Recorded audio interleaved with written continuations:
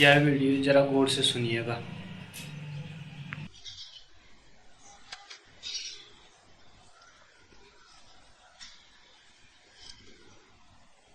पहला प्रश्न, मैं आपको सुनता हूं तो अपने जीवन की व्यर्थता देखकर बहुत उदास हो जाता हूं। मुझे उबारें, मुझे बचाएं। जीवन जैसा है उसकी व्यर्थता समझ में आ जाए तो जीवन जैसा होना चाहिए उसकी खोज शुरू होती। जब तक व्यर्थ को सार्थक समझा है तब तक सार्थक से वंचित रहोगे। जिस दिन व्यर्थ व्यर्थ की तरह दिखाई पड़ जाएगा, आधी यात्रा पूरी हो गई। व्यर्थ का व्यर्थ की भांति दिखाई पड़ जाना सार्थक का सार्थक की भांति दिखाई पड़ने के लिए पहला कदम। उदास ना हो। उदासी आती है, स्वाभाविक है, क्योंकि हम एक ढंग से जी रहे हैं। उसी ढंग से हमने अपना अब तक का जीवन बिताया, अपना समय लगाया, अपनी ऊर्जा लगाई। जीवन बहुमूल्य है, उसे हमने एक दांव पर लगाया। आज अचानक पता लगे कि वह दांव व्यर्थ था, वहां हारने के सिवाय जीतने की कोई सुविधा नहीं थी। हम धोखे में थे, तो उदासी आनी स्वाभाविक है। लेकिन जितने जल्दी ये उदासी आ जाए उतना शुभ। सुबह का भूला सांझ भी घर आ जाए तो भूला नहीं कहा था। मरने के एक क्षण पहले भी अगर ये दिखाई पड़ जाए कि जो जीवन हमने जिया वो व्यर्थ था, तो उस शेष एक क्षण में भी परमात्मा उपलब्ध हो सकता है। परमात्मा को पाने के लिए समय की थोड़ी जरूरत है, दृष्टि के बदलाहट की जरूरत है। जो दृष्टि बाहर देख रही थी वो भीतर देख ले बस। बाहर का व्यर्थ होगा तभी तो तुम भीतर देखोगे। जब तक बाहर तुम्हें सार्थक मालूम हो रहा है तब तक भीतर तुम जाओगे क्यों? कंकड़ पत्थरों में हीरे मालूम हो रहे हैं तो तुम कंकड़ पत्थर बीनोगे। अगर बाहर सब कंकड़ पत्थर है फिर क्या करोगे? फिर भीतर जाना ही होगा, और जब जाना ही होता है तभी लोग जाते हैं। जब सब तरफ से हार जाते हैं तभी लोग जाते हैं। पराजय पूरी होनी चाहिए, उदासी समग्र होनी चाहिए। इसी उदासी से आनंद का जन्म होता है। यहां सब व्यर्थ हो जाता है। तुमने धन कमाया वह भी एक दिन व्यर्थ हो जाएगा। जितने जल्दी समझ में आ जाए उतना अच्छा। तुमने यहां प्रेम किया वह भी उखड़ जाएगा, वह भी टूट जाएगा। जिनसे तुमने प्रेम किया वे भी मरण धर्मा है, तुम भी मरण धर्मा हो। यहां के नाते नदी नाव संयोग है, क्षण भंगुर के, थोड़ी देर टिकते हैं। पानी के बबूले, पानी केरा बुदबुदा, कितनी देर टिकेगा? जब तक है तब तक हो सकता है सूरज की रोशनी में चमके, इंद्रधनुष दिखाई पड़े पानी के बुलबुले में, लेकिन कितनी देर? टूटने को ही है, टूटना सुनिश्चित है, उसके होने में ही टूटना छिपा है। यहां बड़े सपने तुमने देखे, प्रेम के, पद के, प्रतिष्ठा के, वे सब उखड़ जाएंगे। मेरी बातें सुन के उदासी आए ये शुभ लक्षण है। इसके बाद दूसरी घटना भी घटेगी। अगर पहली घटना घट जाने दी तो दूसरी घटना भी घटेगी, आनंद का आविर्भाव भी होगा। जख्म दिल के छुपा के देख लिया, गम से आंखें चुरा के देख लिया, लज़्ज़ते दर्द में निसार तेरे, तुझसे दामन बचा के देख लिया। दिल का हर जख्म मुस्कुरा उठा, नगमे ऐस गा के देख लिया। जिंदगी का सुकून खो बैठे, गम की दौलत लुटा के देख लिया। बिजलियां सैकड़ों चमक उठी, फिर नसेमन बना के देख लिया। कैसी उल्फत, कहां की रस्म वफा, सबको अपना बना के देख लिया। हम नवा कौन, हम नफस कैसा, नौह एक गम सुना के देख लिया। जिंदगी एक शराब है जेबा, खंदे गुल को जाके देख लिया। जरा फूल को पास से जाके देखना, खंदे गुल को जाके देख लिया। मुस्कुराते फूल को सुबह जरा पास से जाके देख लेना। जिंदगी एक शराब है जेबा, और तुम्हें समझ में आ जाएगा कि जिंदगी एक मृग मरीचिका है। जिंदगी एक शराब है जेबा, खंदे गुल को जाके देख लिया। दूर दूर से मुस्कुराते फूलों को देखते रहोगे तो धोखा खाते रहोगे। पास से निकट से देख लेना। इसलिए मैं जीवन से भाग जाने को नहीं कहता हूं, क्योंकि भाग जाओगे तो जागोगे कैसे? हिमालय की गुफाओं में बैठ जाओगे तो जागोगे कैसे? ये जीवन इतना दुखपूर्ण है, इतना व्यर्थ है, इतना आसार है कि अगर इसके बीच रहे तो आज नहीं कल जागोगे ही। सोओगे कैसे? बीच बाजार में सो रहे हो, नींद टूट ही जाएगी। हाँ, गुफा में बैठ गए हिमालय की तो शायद नींद लगी भी रह जाए। इसलिए मैं कहता हूं छोड़ के मत जाना। इसलिए नानक ने नहीं कहा कि छोड़ के जाओ, इसलिए मोहम्मद ने नहीं कहा कि छोड़ के जाओ। कहा रहो, जहां हो वहीं रहो, जैसे हो वैसे ही रहो, दुकान में, बाजार में, परिवार में। क्योंकि ये जो शोरगुल है चारों तरफ, यही तुम्हें जगाएगा। इसकी व्यर्थता तुम्हें जगाएगी। इससे दूर हट गए तो इसकी व्यर्थता का कांटा चुभेगा नहीं। फिर तुम सपनों में खो जा सकते हो। हिमालय की गुफाओं में बैठे लोग अक्सर भ्रांतियों में पड़ जाते, मन की कल्पनाओं में खो जाते। मन की कल्पनाएं फिर तुम जो चाहो कर लो।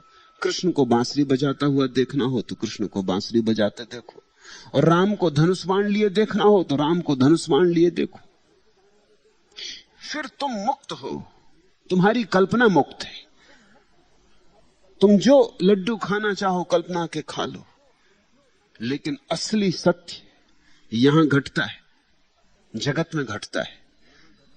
चोट यहां है,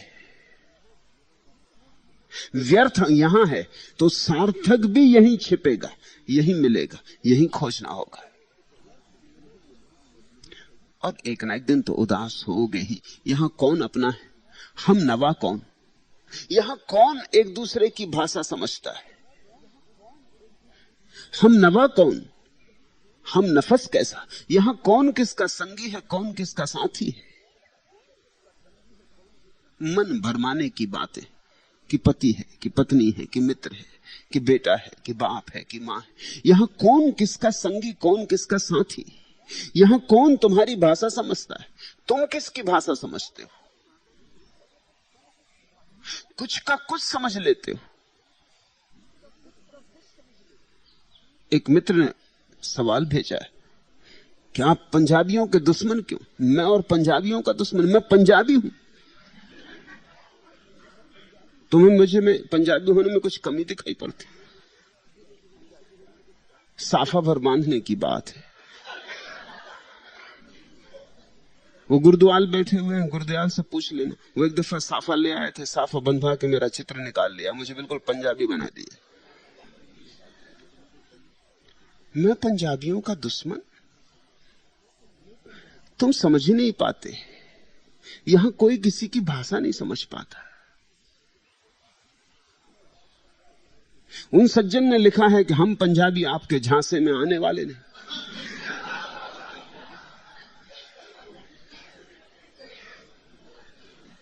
कुछ कहा जाता है, कुछ समझ लिया जाता है। तुम मजाक भी नहीं समझ सकते। तुम पंजाबियों से भी गए बीते हो गए। कम से कम मजाक तो समझो। तुम मेरा प्रेम भी नहीं समझ सकते।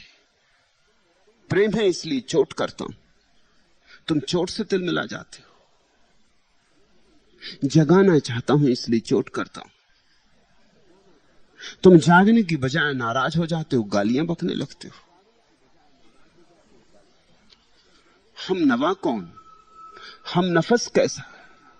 नोहे एक गम सुना के देख लिया, सबको अपना दुखड़ा सुना के देख लिया। न कोई समझता है, न कोई संगी है, न कोई साथी है। इस जिंदगी में तुमने सब करके देख लिया, क्या बचा है?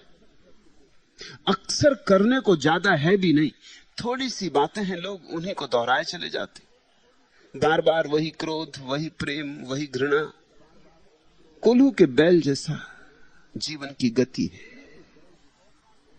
तुमने सब करके देख लिया और बहुत बार करके देख लिया। किस आशा के सहारे बैठे हो अब? किस भविष्य की प्रतीक्षा कर रहे हो? तोड़ दो सब आशाएं, हो जाओ निराश, छोड़ दो सारा भविष्य, हो जाओ उदास। उसी उदासी से तुम्हारे जीवन का फूल खिलेगा जो शाश्वत है।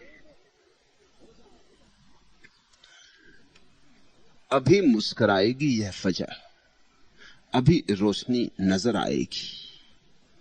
यह जो जुल्मते सबे यास है, यह नवेदे सुबह भी लाएगी। इस उदासी से घबरा मत जाना, इस उदासी को मिटाने की चेष्टा में मत लग जाना। यह उदासी मंदिर है, इसी में परमात्मा का आरोपण होगा। यह उदासी ही तो वैराग्य का सूत्र है, इसी से तो परमात्मा का राग जगेगा। संसार से राग टूटे तो परमात्मा से राग जुड़े। जब तक संसार से राग है, परमात्मा से विराग है। जब तक संसार में रस है, तब तक परमात्मा से तुम विरस रहोगे। जब तक आंखें संसार पर लगी हैं, तुम संसार को सन्मुख किए हो, परमात्मा से विमुख रहोगे। जैसे ही मुड़े संसार से, फिर और कोई बचता नहीं। यहां दो ही तो हैं, एक बाहर है और एक भीतर है, एक चैतन्य है और एक पदार्थ है, एक व्यर्थ है और एक सार है। व्यर्थ से मुड़े कि सार से जुड़े, संसार से विमुख हुए कि परमात्मा के सन्मुख हुए। अभी मुस्कुराएगी यह फजा, जरा ठहरो, उदासी से घबरा मत जाना, इसको दबा मत देना, इसको लीप पोत के मिटा मत देना। जल्दी से फिर अपनी मरी हुई आशाओं में सांस मत फूंक देना। मर गई आशाओं को फिर से पानी मत दे देना। अभी मुस्कुराएगी यह फजा। ये जो उदास आंखें हो गई हैं, ये मुस्कुराएंगी, जरा रुको। अभी रोशनी नजर आएगी, अभी सब अंधेरा हो गया है, घबराओ मत। इसी अंधेरे से आदमी रोशनी की तरफ पहुंचता है। झूठे दिए बुझ गए तो अंधेरा हो जाता है, लेकिन इसी अंधेरे में अगर तुम बैठे रहे तो सच्चे दिए जलेंगे, निश्चित जलते हैं। सच्चे दिए जल ही रहे, लेकिन तुम्हारी आंखों की आदत झूठे दियों को पहचानने की हो गई है, इसलिए थोड़ी देर लगती। तुमने देखा नहीं, बाहर रोशनी में से आते हो, घर लौट के तो घर में अंधेरा मालूम होता है। थोड़ी देर बैठे कि फिर अंधेरा नहीं मालूम होता। बाहर की रोशनी के आदी हो गए, घर लौटे तो आंखों को नया समायोजन करना पड़ता है, आंखों को बदलाहट करनी पड़ती, थोड़ा समय लगता है। बैठ गए, थोड़े सुस्ता लिए, आराम किए, फिर घर में रोशनी दिखाई पड़ने लगती। ऐसे ही तुम जन्मों जन्मों तक बाहर रहे हो, अपने घर के बाहर रहे हो। आंखें बाहर के लिए बिल्कुल ही राजी हो गई हैं, परिचित हो गई। भीतर तुम गए नहीं जन्मों जन्मों से, घर तुम लौटे नहीं जन्मों जन्मों से। जब पहली दफा लौटोगे सब अंधेरा हो जाएगा, घबराना मत। इस अंधेरे में ही गुरु की सहायता की जरूरत है कि वो तुम्हें संभाले रखे। तुम्हारा तो मन कहेगा बाहर चलो, वहां रोशनी तो थी, कम से कम कुछ आशा थी, कुछ भविष्य था, कुछ रस था, जीने का कोई बहाना और उपाय था। यहां तो कोई जीने का बहाना भी नहीं और उपाय भी नहीं। यहां करना क्या, उठो बाहर चलो। मन तो कहेगा दौड़ो, फिर जगा लो अपने पुराने सपने, फिर फैला दो सपनों का वितान। अभी मुस्कुराएगी यह फजा, अभी रोशनी नजर आएगी। यह जो जुल्मते सबे यास है, यह नवेदे सुबह भी लाएगी। घबराओ मत, इस रात के बाद ही सवेरा है। जो तड़प गई तो यह बर्क है, जो मचल गई तो यह मौज है। यह तेरी नजर की है सोबिदा, कोई ताजा गुल ही खिलाएगी। ये उदासी कुछ ताजा गुल खिलाने की तैयारी है। या हवाए यास बजा, मगर तब से उम्मीद पर रख नजर। वह जो एक किरण बुझाएगी तो यह 100 चिराग जलाएगी। घबराओ मत, झूठे दिए बुझ गए तो अच्छा। वह जो एक चिराग बुझाएगी तो यह 100 चिराग जलाएगी। गर दिलो दिमाग पे छा गई हैं गमे हयात की तलखियां, तेरी याद फिर तेरी याद है, तेरी याद दिल से न जाएगी। संसार से उदास हो जाओगे, इतना ही मत देखो ये आधी कहानी। इसी के पीछे उठ रही दूसरी हिस्सा कहानी का कि परमात्मा की आशा जगेगी। संसार की आशा गिरेगी, परमात्मा की आशा जगेगी। तेरी याद फिर तेरी याद है, तेरी याद दिल से न जाएगी। और एक बार संसार की याद दिल से चली गई तो फिर परमात्मा को बुलाने का उपाय नहीं। फिर कैसे भूलोगे? फिर उसके सिवाय कुछ बचता नहीं। जागो तो उसमें जागोगे, सो तो उसमें सोओगे, उठो तो उसमें उठोगे, बैठो तो उसमें बैठोगे, जियो तो उसमें जियोगे, मरो तो उसमें मरोगे। फिर सब तरफ से वही है। एक बार संसार से हमारा याद का रिश्ता टूट जाए। यह नसीम नर्म अभी चली है, अभी से इसका गिला न कर। जो बहार बन के अच्छा गई तो कली कली को हंसाएगी। थोड़ी प्रतीक्षा, थोड़ा धैर्य। तुम नए नए आए होगे, तुम मुझे सुन के उदास हो गए हो। तुम यहां और लोगों को भी देखते हो जो सुन के मुझे आनंदित हो रहे हैं। जब वे भी पहली पहली बार आए थे तो वे भी उदास हुए थे। जब पहली पहली बार वे भी आए थे तो वे भी नाराज हुए थे। जब पहली पहली बार वे भी आए थे तो उनको भी चोटें लगी थीं, जख्म हुए थे। अब वही जख्म फूल बन गए, अब वही चोटें जागरण बन गई। अब उदासी नहीं है, अब चित्त उनका मगन है, उनका चित्त बड़े आनंद में। इस दूसरे प्रश्न से तुम्हें समझ में आ सकेगा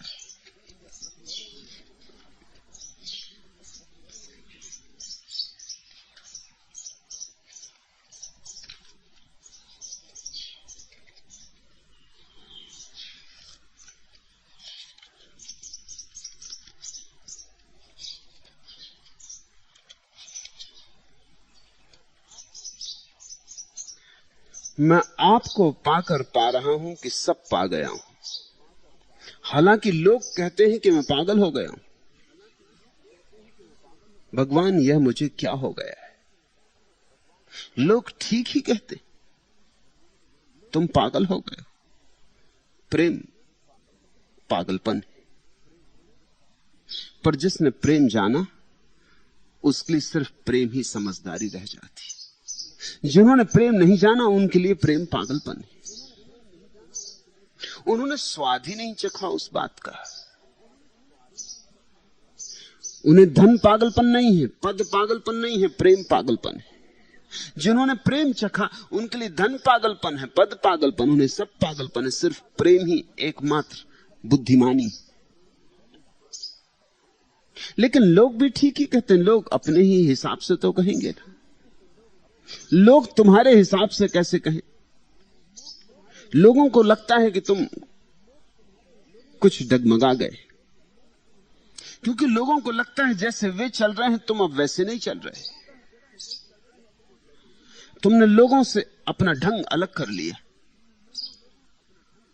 तुम्हें आनंद आ रहा है, तुम मगन हो रहे हो, मगर लोगों को लग रहा है कि तुम बेढंग पे जा रहे हो।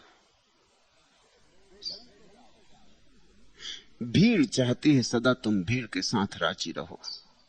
भीड़ तुम्हें स्वतंत्रता नहीं देना चाहती। भीड़ व्यक्ति को बर्दाश्त नहीं करती। भीड़ व्यक्ति की हत्या करती, व्यक्ति को बिल्कुल मिटा देना चाहती। भीड़ गुलाम चाहती। फिर वे गुलाम हिंदू हो कि मुसलमान कि सिख कि ईसाई कि जैन, कुछ फर्क नहीं पड़ता। भीड़ की एक ही कला है कि तुम्हें पहुंच दे, मिटा दे। तुम तुम्हारी तरह ना रहो। तुम्हारे भीतर भीड़ प्रवेश कर जाए, तुम भीड़ की भाषा बोलो, भीड़ के सिद्धांत मानो, भीड़ का शास्त्र दोहराओ, भीड़ जो कहे वैसा करो, भीड़ जैसा चलाए वैसा चलो, भीड़ मंदिर जाए तो तुम मंदिर जाओ, भीड़ मस्जिद जाए तो तुम मस्जिद जाओ, भीड़ मस्जिद में आग लगाए तो तुम मस्जिद में आग लगाओ, भीड़ मंदिर का मूर्ति तोड़े तो तुम मूर्ति तोड़ो, भीड़ जो करे वही करो। लोग भीड़ में सम्मिलित हो जाने के लिए उत्सुक भी होते, कारण है कई। एक तो जितना तुम भीड़ में उस साथ हो जाते हो उतनी ही तुम्हारी चिंता कम हो जाती, तुम्हारा जिम्मेदारी का भाव, तुम्हारे उत्तरदायित्व का भाव कम हो जाता। मनोवैज्ञानिक कहते हैं कि जो पाप भीड़ करती है वो व्यक्ति कभी नहीं कर सकता,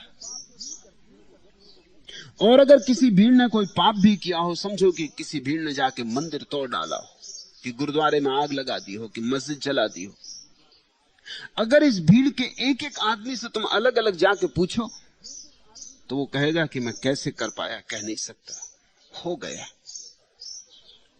अगर तुम उससे पूछो कि क्या तुम अकेले ये कर सकते थे, तो वो हिचकिचाएगा, अकेले वो नहीं कर सकता था। अकेले में आदमी के पास थोड़ा सा उत्तरदायित्व का भाव होता है, भीड़ में सब उत्तरदायित्व खो जाता है, भीड़ का नशा पकड़ लेता है। इतने लोग कर रहे हैं तो ठीक ही कर रहे होंगे, फिर इतने लोग कर रहे हैं तो मेरी कोई जिम्मेवारी भी नहीं। अगर मंदिर जलेगा तो मैं कोई अकेला जिम्मेवार नहीं हूं, मैंने जलाया ऐसा सवाल ही नहीं, मैं तो सिर्फ भीड़ में था, जलाने वाले तो और ही लोग थे। और भीड़ में हर एक आदमी यही सोच रहा है जैसा तुम सोच रहे हो कि जलाने वाली तो भीड़ है, मैं तो भीड़ में हूं सिर्फ। भीड़ ने जितने बड़े अपराध किए हैं कभी व्यक्तियों ने नहीं किए।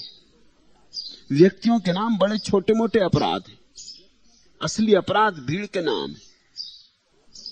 तो व्यक्ति को आसानी भी मिलती है भीड़ के साथ जुड़ जाने में, तुम्हारे अपराध की वृत्ति को भी सुविधा मिलती है, क्योंकि भीड़ के सहयोग के कारण अपराध पुण्य जैसा मालूम होता है, पाप पुण्य बन जाता है। तुम अकेले करो तो मन कचोटेगा, अंतःकरण पर चोट लगेगी, कांटा गड़ेगा।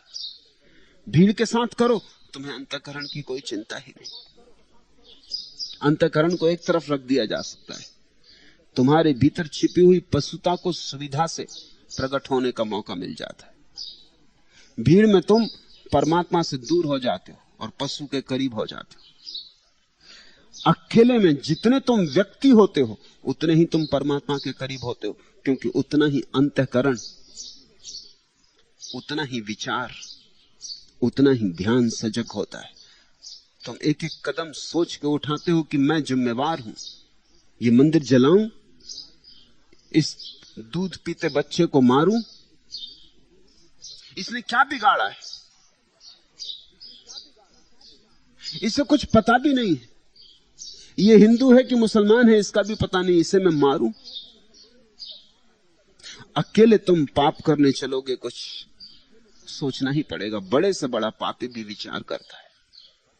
लेकिन भीड़ के साथ पाप पुण्य हो जाते, मजे से कर सकते हो और रात आके निश्चिंत सो सकते हो। उत्तरदायित्व से मुक्ति मिल जाती है भीड़ में। जिस आदमी ने हिरोशिमा पर एटम बम गिराया और 1 लाख आदमियों को 5 मिनट के भीतर राख कर दिया, वो आदमी रात लौट कर निश्चिंता से सोया। थोड़ा सोचो, 1 लाख आदमी तुमने मार डाले हो और तुम निश्चिंता से सो सकोगे, वो आदमी कैसे सो सका? ये मत सोचना कि वो कोई बड़ा भारी दानव था, तुम्हारे जैसा आदमी था, ठीक तुम्हारे जैसा साधारण आदमी था। उसकी पत्नी थी, उसका बच्चा था, उसके माँ बाप थे। किसी ने कभी उसे ऐसा नहीं जाना कि इतना महाहत्यारा है वो। लेकिन सुबह जब पत्रकारों ने पूछा कि इतने लोगों के मरने के बाद तुझे कैसा लगा, उसने कहा कोई सवाल ही नहीं, मैंने आज्ञा का पालन किया, ऊपर से आज्ञा आई थी, मैं आके निश्चिंत सो गया, आज्ञा पूरी कर दी, मेरा काम पूरा हो गया, मैं निश्चिंत सो गया। अब सवाल यह है, आज्ञा किसने दी, इसके लिए कौन जिम्मेवार था? ट्रूमैन प्रेसिडेंट था अमेरिका का जब ये एटम बम गिरा। जब ट्रूमैन से पूछा गया तो उसने कहा कि मैं क्या कर सकता हूं, मेरे जनरलों ने सलाह दी थी। ट्रूमैन भी मजे से सोया क्योंकि उस पर कोई जिम्मेवारी नहीं। और जब जनरलों से पूछा गया उन्होंने कहा हम क्या कर सकते हैं, राष्ट्रपति की आज्ञा थी। भीड़ में जब कोई बात होती तो कोई जिम्मेवार नहीं होता। हर आदमी अपनी जिम्मेवारी दूसरे पे टाल देता है। जिम्मेवारी के लिए कोई राजी नहीं होता कि मैं जिम्मेवार हूं।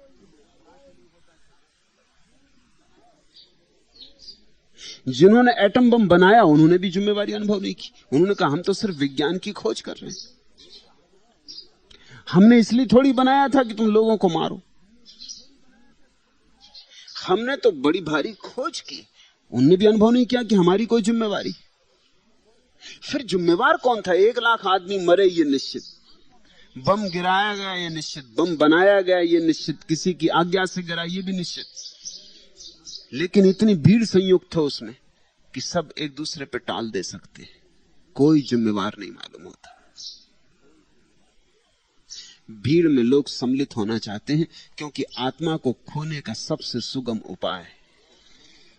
और भीड़ भी चाहती है कि तुम भीड़ में रहो क्योंकि भीड़ का बल उसकी संख्या में है। जब तुम अकेले अकेले चलने लगोगे, जब तुम व्यक्ति बनोगे, और वही सन्यास का अर्थ है कि तुम अब अपने अंतःकरण से जियोगे। अब तुम्हें जो ठीक लगता है वह तुम करोगे, नहीं कि भीड़ कहती है कि ठीक है। अब तुम अपना निर्णय स्वयं लोगे, अपने पाप पुण्य के लिए स्वयं जिम्मेवार होगे। अब तुम किसी पर टालोगे नहीं, तो निश्चित ही लोग कहेंगे तुम पागल हो रहे हो। फिर अनेक बार तुम्हारे और भीड़ के बीच बड़ा फासला हो जाएगा। भीड़ यजन करेगी, तुम भजन करोगे, बड़ा फर्क हो जाएगा। भीड़ कहेगी सत्यनारायण की कथा हो रही, आओ, तुम कहे इस कथा में क्या रखा है, क्योंकि जो कथा कर रहा है उसे कुछ पता नहीं, और इस कथा में सत्यनारायण की बात कहीं आती ही नहीं। कथा बड़ी मजेदार है, इससे सत्य का कोई लेना ही देना नहीं।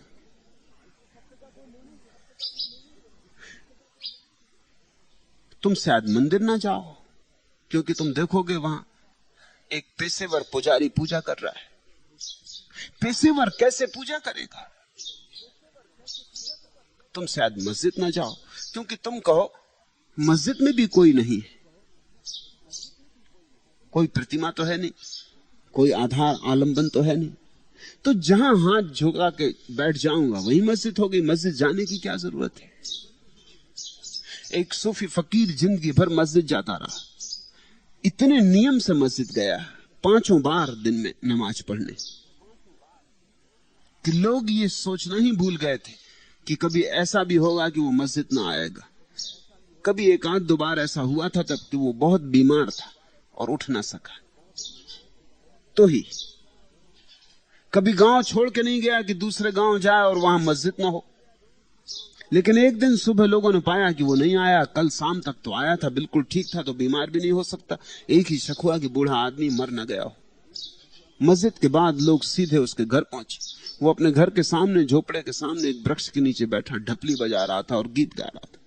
उन्होंने कहा बुढ़ापे में नास्तिक हो गए, बुढ़ापे में कुफ्र सूझा, काफिर हो गए, मस्जिद क्यों नहीं आए? वो फकीर हंसा, उसने कहा कि जब तक अज्ञानी थे तब तक आए, जब तक पता नहीं था कि परमात्मा सब जगह है तब तक मस्जिद आए। अब तो पता है कि सब जगह, यहां भी है वहां भी है, कहां आना कहां जाना। अब तो जहां है वहीं गीत गाएंगे, अब तो हर गीत नमाज है। मगर भीड़ इससे राजी नहीं हुई। भीड़ ने कहा कि बुढ़ापे में सठिया गया। तो भीड़ तुमसे कहेगी तुम पागल हो गए हो, तुम्हारा रंग ढंग समझ में ना आएगा। भीड़ ठीक ही कहती है, मगर ये पागलपन इस जगत में सबसे बड़ी बुद्धिमत्ता है। बुद्ध को भी भीड़ ने कहा था पागल हो गए, कबीर को भी भीड़ ने कहा था पागल हो गए, क्राइस्ट को भी भीड़ ने कहा था पागल हो गए। भीड़ सदा से यही कहती रही। तुम सौभाग्यशाली हो कि भीड़ तुमको भी पागल कह रही। इस पागलपन को कष्ट मत समझना, इसे भीड़ की तरफ से तुम्हारे व्यक्तित्व का सम्मान समझना। पूछते हो तुम, मैं आपको पाकर पाता हूं कि सब पा गया हूं। हालांकि लोग कहते हैं कि मैं पागल हो गया। तुम भी ठीक हो, लोग भी ठीक हैं। अपनी अपनी दृष्टि, अपने अपने देखने का ढंग। उन्हें तो कैसे पता चले कि तुम कुछ पा गए हो? उन्हें तो तुम्हारे अंतस्तल में प्रवेश का कोई उपाय नहीं है। वे तो कैसे तुम्हारे भीतर झांके? वहां तो अकेले तुम हो। वहां तो तुम देख सकते हो या मैं देख सकता हूं तुम्हारे भीतर। तुम ठीक कह रहे हो। संपत्ति तुम्हें मिलनी शुरू हो गई, तुम संपदा के मार्ग पर हो। तुम्हें अंतर का राज धीरे धीरे उपलब्ध हुआ जा रहा है। पहले कदम उठ चुके, बीज बो दिए गए, फसल भी समय पर आ जाएगी। तुम ठीक दिशा में यात्रा कर रहे हो, लेकिन भीड़ से तुम दूर जा रहे हो। भीड़ पागल कहेगी। इससे तुम चिंता मत लेना, अन्यथा चिंता के कारण तुम्हारी अंतर यात्रा में बाधा पड़ जाएगी। इसे तुम निंदा भी ना समझना। भीड़ को इस कहने देना, तुम इसका उत्तर देने में भी मत पड़ना। तुम हंसना। जब भीड़ पागल ही मानती है तब तुम काहे को फिक्र कर रहे हो? भीड़ कुछ कहे तुम हंसना, तुम धन्यवाद देना। अब जब पागल ही हो गए हो तो पूरे ही पागल हो जाना उचित है। अब तुम समझदारी सिद्ध करने की कोशिश मत करना, क्योंकि उससे भीड़ तो राजी नहीं होगी। तुम्हारी अंतर यात्रा में अड़चने आ जाएंगी। तुम अब बुद्धिमानी छोड़ो। तुम्हें बुद्धिमानी से ज्यादा बड़ी बुद्धिमानी हाथ लग गई है। तुम्हें प्रेम का रास्ता पकड़ में आ गया है। फिर किसी ने नजर चुराई, जज्बे दिल तेरी दुहाई। जिस तरह बाग में बाहर आए, दिल में यूं तेरी याद आई। लुत्फ सयाद जिसमें शामिल हो, वह असीरी नहीं रिहाई। इश्क जब तक न साजगार हुआ, जिंदगी किसको रास आई। न तस्वर कोई न कोई ख्याल, दिल में तेरी ही धुन समाई। ए सबा दे खबर असीरों को, फिर चमन में बाहर आई। बुलबुलें चुप हैं, गुल खामोश खामोश, एक उदासी चमन पे छाई। जब मिली है तेरी नजर से नजर, जिंदगी जैसे मुस्कुराई। जाम लबरेज देखकर इसरत, चश्मे मखमूर याद आई। तुम्हारी जिंदगी में परमात्मा की शराब की पहली झलक आने लगी। लोग कहने लगे कि तुम लड़खड़ाकर चल रहे हो। लोग कहने लगे कि अब तुम्हारा पुराना ढंग न रहा। लोग कहने लगे कि तुम पागल हो गए हो। फिर किसी ने नजर चुराई, तुम्हारी नजरें कहीं और जा रही। जहां संसार की नजरें लगी हैं वहां तुम अब नहीं देख रहे, इसलिए लोग कह रहे हैं कि तुम पागल हो गए। फिर किसी ने नजर चुराई है। परमात्मा तुम्हारे हृदय को चुराने में लग गया है। तुम्हें ख्याल है, इस देश के पास एक शब्द है परमात्मा के लिए जो दुनिया की किसी भाषा में नहीं। हरि। हरि का अर्थ होता है चोर। हर ले जो, चुरा ले जाए जो। परमात्मा सबसे बड़ा चोर है। अब तुम नाराज मत हो जाना कि मैंने परमात्मा को चोर कह दिया। अब तुम सोचने मत लगना कि इस आदमी के झांसे में नहीं आना, तो हद हो गई। परमात्मा और चोर। लेकिन परमात्मा चोर है, मैं क्या करूं? सच को तो कहना ही होगा। तुम झांसे में आओ कि ना आओ, मगर सच को तो सच जैसा है वैसा कहना होगा। परमात्मा चुराता है इस ढंग से जिस ढंग से कोई नहीं चुराता। पैरों की आहट भी नहीं मिलती और कब हृदय चुरा लिया जाता है पता नहीं चलता। किस अंधेरी रात में कब परमात्मा तुम्हारे द्वार दरवाजों को तोड़ के भीतर आ जाता है, कुछ कहा नहीं जा सकता। तुम सोए ही रहते हो और चोरी चले जाते हो। फिर किसी ने नजर चुराई है, जज्बे दिल तेरी दुहाई। तुम लोग क्या कहते हैं इसकी फिक्र छोड़ो। तुम तो अपने दिल को, अपनी भावना को धन्यवाद दो। जज्बे दिल तेरी दुहाई है। हे हृदय के भाव, तेरा धन्यवाद। तुझे परमात्मा ने इसे योग्य समझा कि तेरी नजर चुरा ले, कि तेरा हृदय चुरा ले। जिस तरह बाग में बहार आए, दिल में यूं ही तेरी याद आई। रेगिस्तान में जहां सब तरफ मरुस्थल होता है, कहीं छोटे मोटे मरुद्यान होते, सारा मरुस्थल मरुद्यान को पागल समझता होगा, क्योंकि भीड़ तो मरुस्थल की, विस्तार तो मरुस्थल का है। उसमें कहीं एक छोटा सा पानी का चश्मा है, दो चार वृक्ष उगाए हैं, थोड़ी हरी घास भी लगती है। मरुस्थल कहता होगा कि ये स्थान पागल हो गया।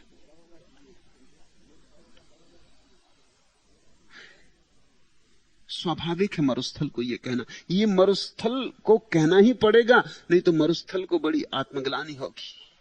अगर मरुस्थल ये माने कि यही सही होने का ढंग है, हरा होना, फूल से भरा होना, नाचते हुए होना, मस्त होना, प्रभु के प्रेम में डूबा हुआ होना, अगर यही होने का ठीक ठीक ढंग है, तो फिर मैं क्या कर रहा हूं?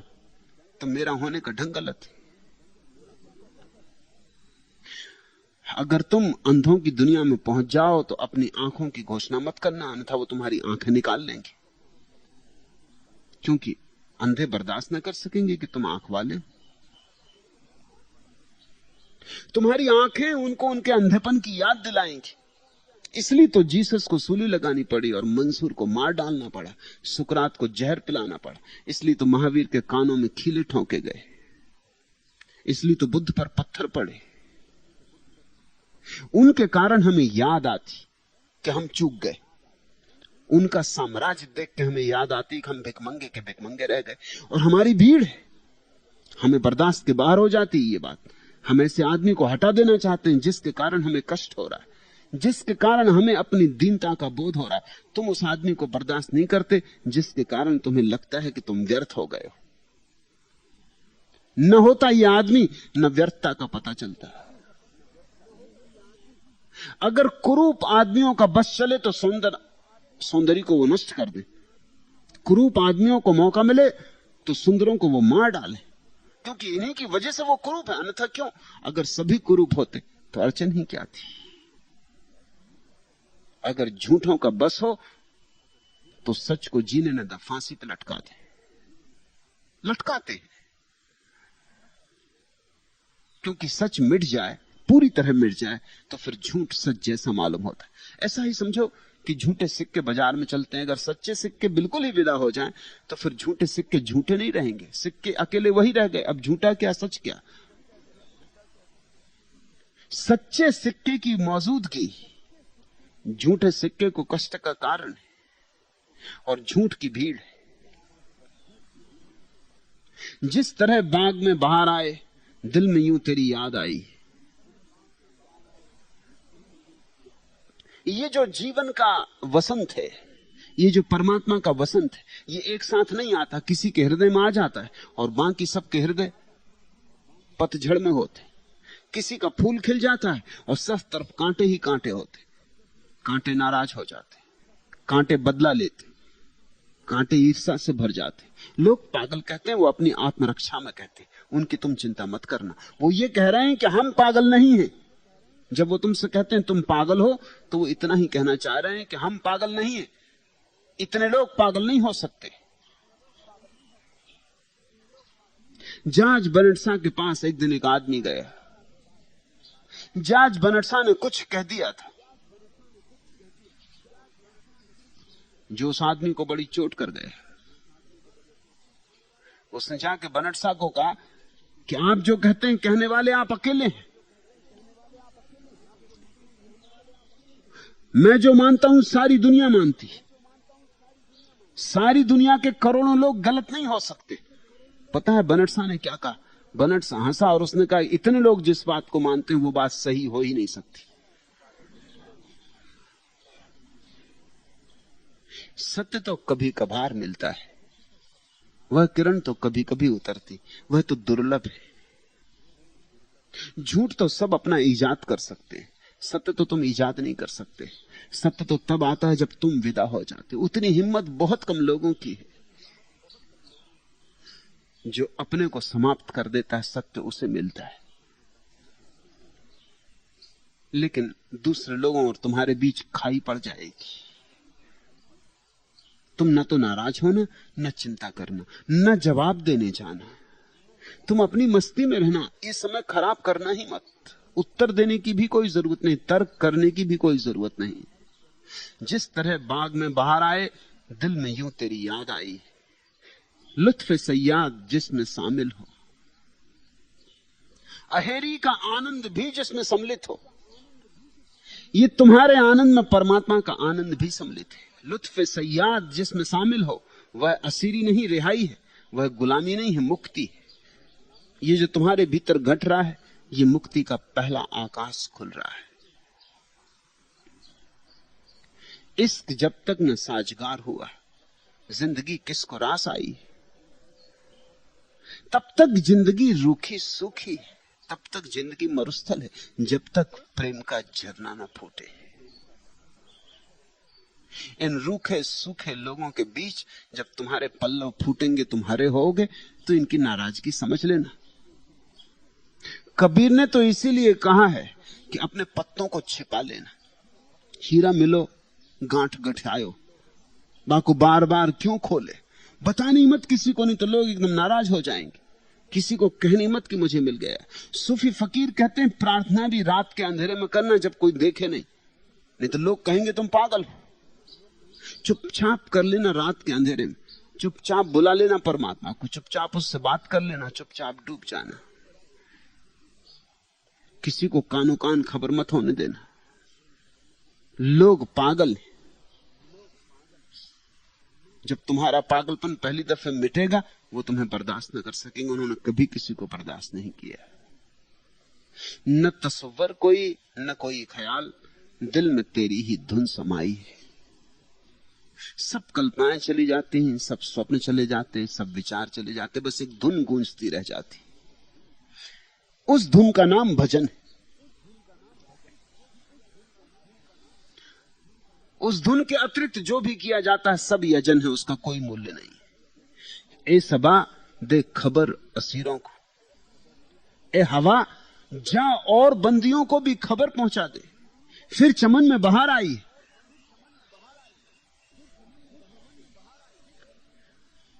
स्वाभाविक है वह भाव भी। जब तुम्हें मिलता है, स्वाभाविक मन उठता है, जिन्हें तुम प्रेम करते हो उन्हें भी बांट दो, मगर बहुत संभल के कदम उठाना, क्योंकि यहां कोई किसी की भाषा नहीं समझता। कोई हम नवा नहीं, कोई हम नफस नहीं, न कोई संगी है न साथी। जो तुम्हारी बात समझ सके बस उससे ही कह देना। उतना ही कहना जितना समझ सके, ज्यादा मत उड़ेल देना। जितना पचा सके उतना ही कहना, फिर और पचा सके तो और कहना। धीरे धीरे कहना, धीरे धीरे अपने आनंद को बताना। ए सबा दे खबर असीरों को, कैदियों को खबर कर दे। ए हवा फिर चमन में बाहर आई। बुलबुलें चुप हैं, गुल खमोश खमोश, एक उदासी चमन पे छाई है। जब मिली है तेरी नजर से नजर, जिंदगी जैसे मुस्कुराई। इसके पहले सब उदास था। बुलबुलें चुप हैं, गुल खामोश खामोश, एक उदासी चमन पे छाई। ऐसा था कि न तो बुलबुल बोलती थी, न कोयल गीत गाती थी, न पपीहा पुकारता था। फूल ही नहीं थे, तितलियां नहीं उड़ती थी, न कोई सुगंध थी, न कोई शीतलता थी। सब उदास था, सब जड़ और मुर्दा था। लेकिन अब बात बदल गई। जब मिली है तेरी नजर से नजर, जिंदगी जैसे मुस्कुराई। जामे लबरेज देखकर इसरत, भरे प्याले को देखकर चश्मे मखमूर याद आई है। इस भरे हुए हृदय में, इस आनंद से भरे हुए प्याले को देखकर वो नसीली आंख याद आनी शुरू हो गई। जब तुम्हारे भीतर प्रेम का प्याला भरेगा, तो उस प्रेम के प्याले में ही परमात्मा की आंखें पहली दफा झलकेंगी। यह भी होगा। अभी तुम उदास हुए हो, घबराओ मत। जल्दी यह घड़ी भी आएगी जब तुम भी यह प्रश्न पूछ सकोगे कि मुझे क्या हो गया है, क्या मैं पागल हो गया हूं? लोग कहते हैं मैं पागल हो गया हूं, हालांकि मुझे लगता है कि मुझे सब मिल गया है।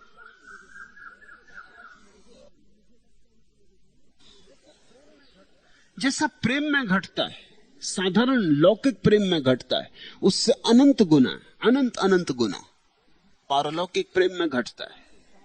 बेखुदी के साज पर गाने का मौसम आ गया, आएगा मौसम, प्रतीक्षा चाहिए, बस प्रतीक्षा और प्रार्थना। बेखुदी के साज पर गाने का मौसम आ गया, लेकिन याद रखना यह साज बेखुदी का है। यहां तुम मिटोगे तो ही साज मिलेगा, तुम शून्य हो जाओगे तो ही साज मिलेगा। तुम्हारी शून्यता में ही यह संगीत उठने वाला है। बेखुदी के साज पर गाने का मौसम आ गया, आ गया पीकर बहक जाने का मौसम आ गया। अभी उदास हुए हो, यह पहली बात हुई। चमन उदास उदास, बुलबुलें खामोश खामोश,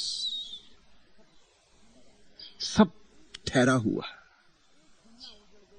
एक दुनिया उजड़ गई जो तुमने बसाई थी।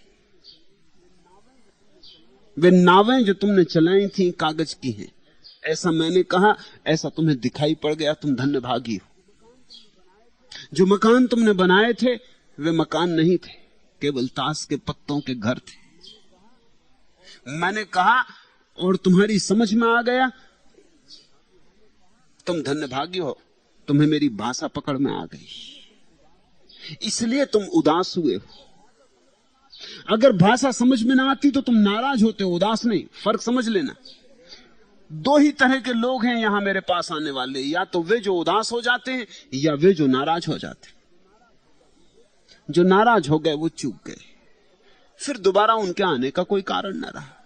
न केवल वे दोबारा नहीं आएंगे, और कोई आता होगा तो उसको भी रोकेंगे। जो उदास हो गया वो तो आएगा, उसे तो आना ही पड़ेगा। अब उसकी उदासी कहीं और ना मिट सकेगी। अब तो वो मेरा बीमार हो गया, अब तो मेरे पास ही उसका उपचार है। अब तो वो तलाशेगा,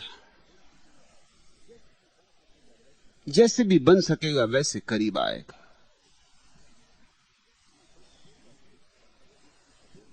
और तब दूसरी घटना निश्चित घटती है। बेखुदी के साज पर गाने का मौसम आ गया, आ गया पीकर बहक जाने का मौसम आ गया। फिर पया में आमदे जाना सकून शाम है, सेज पर कलियों के खिल जाने का मौसम आ गया। प्यारा आने को है, प्रीतम आने को है, प्रीतम के आने का संदेश आ गया। फिर पया में आमदे जाना सकून शाम है, और संध्या की प्रतीक्षा। सेज पर कलियों के खिल जाने का मौसम आ गया। जैसे साधारण प्रेम में घटता है, उससे अनंत अनंत गुना इस प्रेम में घटता है। जैसे साधारण प्रेम में लोग पागल समझे जाते, इस प्रेम में तो बहुत बड़े पागल समझे जाते। यह तड़प, यह दर्द, यह राग, यह तड़प, यह दर्द, यह रग रग में हल्की सी कसक, यह सबाब आया कि मर जाने का मौसम आ गया। तोड़कर हमदम हर एक रस्म रहे कौनीन को, लग जिसों पर लग जिसे खाने का मौसम आ गया। अब लड़खड़ाओ, अब डगमगाओ, अब पियो, और बेखुदी हो तो ही पी पाओगे। इसलिए मैं तुमसे कहता हूं कि यहां अगर मेरे निकट तुम्हें होना है, अगर सच में ही सत्संग करना है, तो अपने को पहुंचो। हिंदू, मुसलमान, ईसाई, सिख, जैन की तरह मत आओ यहां, अन्यथा तुम आओ ही मत। आने की कोई जरूरत नहीं, क्योंकि तुम्हारी वे धारणाएं, तुम्हारे वे ख्याल तुम्हें वंचित कर देंगे। और मैं तुम्हें याद दिला दूं कि मैं वही कह रहा हूं जो महावीर ने कहा था, बुद्ध ने कहा था, नानक कबीर ने कहा था, मोहम्मद ने कहा था। मैं वही कह रहा हूं। और उनने भी यही कहा था तुमसे कि जब आओ तो सब छोड़ के आना, सब बाहर रखाओ, यहां खाली होके आओ, बेखुद होके आओ। थोड़े निरअहंकार भाव से आओ तो वह जादू हो सकता है। बेखुदी के साज पर गाने का मौसम आ गया, पीकर बह जाने का मौसम आ गया। फिर पयामे आमदे जाना सुकूने शाम है, सेज पर कलियों के खिल जाने का मौसम आ गया। वह दूसरी घटना भी सुनिश्चित घटती, औरों को घटी, तुमको भी घटेगी।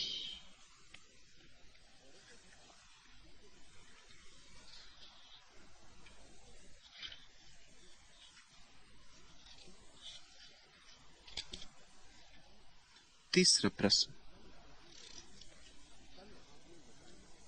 कल आपने बताया कि भगवान को पाने के लिए मूल्य चुकाना होगा, और उसी समय आपने यह भी बताया कि शरीर को कष्ट देकर परमात्मा पाया नहीं जा सकता।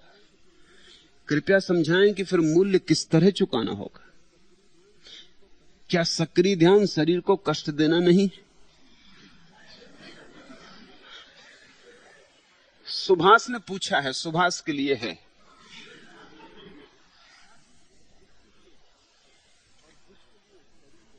और जिसके लिए शरीर को कष्ट देना हो वह सक्रिय ध्यान न करे। कष्ट से परमात्मा का कोई संबंध नहीं, सुख का भाव चाहिए। तुम अपने को सता के परमात्मा से जुड़ोगे नहीं, टूट जाओगे। लेकिन ख्याल रखना, जो बात एक के लिए कष्ट हो सकती दूसरे के लिए आनंद हो सकती। तुम्हारे लिए दौड़ने में कष्ट हो, किसी दौड़ाक को आनंद है। और जो दौड़ने का आनंद जानता है वो भरोसे नहीं कर सकेगा कि दौड़ने में कष्ट कैसा। दौड़ने के क्षणों में ही सुबह की रोशनी में सागर के तट पर उसने जीवन के सबसे सुखद क्षण जाने। जिसे तैरने में सुख है वो समझ ही नहीं पाएगा कि तुम कहते हो तैरने में कष्ट है। लोग अलग अलग हैं। किसी को ब्रह्म मुहूर्त में उठ जाने में आनंद है, जरूर उठे, लेकिन किसी को कष्टपूर्ण है, जरा भी ना उठे। अपने स्वभाव को परखो, पहचानो। सुख दुख का अर्थ क्या होता है? इतना ही अर्थ होता है, सुख का अर्थ होता है तुम्हारे स्वभाव के अनुकूल पड़ रहा है। और क्या अर्थ होता है?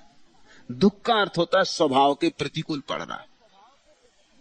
जो स्वभाव के प्रतिकूल है वो परमात्मा से कैसे जुड़ेगा? क्योंकि परमात्मा का अर्थ ही स्वभाव है। इसलिए मेरी बात को खूब ख्याल से समझ लेना। तुम्हारे भीतर अपने को दुख देने की वृत्ति है, क्योंकि सदियों से तुम्हें यह सिखाया गया है कि उसको पाने के लिए तपस्या करनी। मैं कह रहा हूं उसे पाने के लिए आनंद मग्न होना। तुम्हारी पुरानी धारणा इतनी गहरी बैठी है कि तुम मेरी बात भी सुन लोगे फिर भी शायद ही समझ पाओ। तुम्हें कहा गया है कि अपने को कष्ट दो। ये किसने कहा है? ये जानने वालों ने नहीं कहा। जानने वाला ये कह ही नहीं सकता।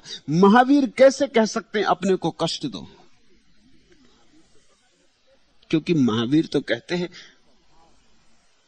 स्वभाव धर्म है। महावीर कैसे कह सकते हैं कष्ट दो? लेकिन फिर कैसे ये कष्ट की कहानी पैदा हो गई? फिर जैन मुनि क्यों कहता है कष्ट दो? कहानी पैदा होने का राज समझो। महावीर नग्न हो गए। महावीर के लिए नग्न होना आनंद था। महावीर को वस्त्र से मुक्त होकर सारी सीमाओं से मुक्ति मिली। उनके पीछे जो आया उसने देखा कि महावीर नग्न हो गए। नग्न होने से ये ज्ञान को उपलब्ध हुए, मैं भी नग्न हो जाऊं तो मैं भी ज्ञान को उपलब्ध हो जाऊंगा। ये गणित सीधा मालूम होता है। वो भी नग्न हो गया, लेकिन नग्न होने के लिए उसे बड़ा अभ्यास करना पड़ा। सर्दी थी, धूप थी, फिर लोग थे, लोक लाज थी। उसने सब तरह से अपना अभ्यास किया, कर करके किसी तरह अपने को नंगा खड़ा कर लिया। फिर जब नग्न खड़ा किया, और अगर ये स्वभाव के अनुकूल ना हो तो कष्ट तो होगा ही। तो उसने समझा कि कष्ट दिए बिना परमात्मा को नहीं पाया जा सकता। ये कीमत चुकानी।